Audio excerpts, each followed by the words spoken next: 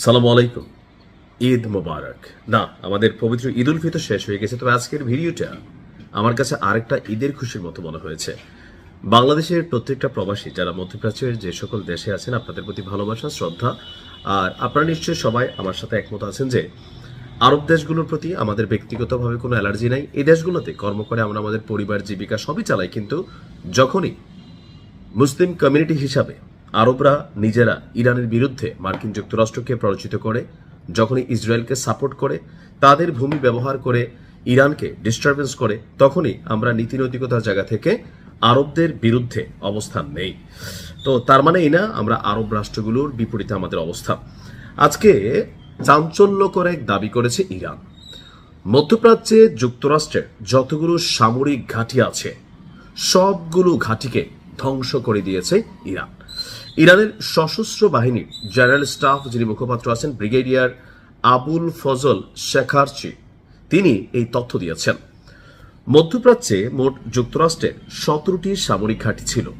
ইরানের দাবি 17টি সামরিক ঘাঁটিকেই ধ্বংস করে দেওয়া হয়েছে। আর এই কাজ করেছে ইরানের আইআরজিসি। দেশটির সশস্ত্র বাহিনীর এমন দাবির পর মধ্যপ্রাচ্য জুড়ে তোলপাড় তৈরি হয়েছে।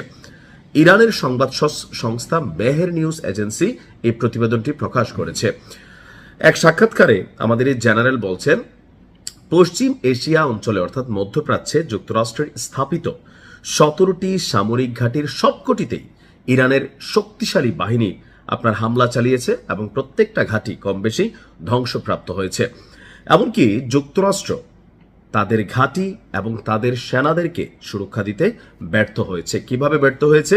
কারণ সর্বশেষ আমরা দেখেছিলাম যে ইরান ঘোষণা দিয়েছিল ফেসবুকে যে মার্কিন সেনাদের অবস্থান সম্পর্কে তাদের জানানোর জন্য। কারণ যখন ইরান মধ্যপ্রাচ্যে আরবদের রাষ্ট্রগুলোতে মার্কিন যুক্তরাষ্ট্রের যে সামরিক বিমান বিভিন্ন ঘাঁটি আছে সেই ঘাঁটিগুলোতে তারা অভিযান শুরু করলো, তখন ইরানের আমেরিকার সেনাবাহিনী তারা করলো কি, লুকাইয়া বিভিন্ন ধরনের পরিচয় টরিচয় নিয়ে লুকাইয়া তারা বিভিন্ন বাসা বাড়ি ফ্ল্যাটে গিয়া আশ্রয় নিল।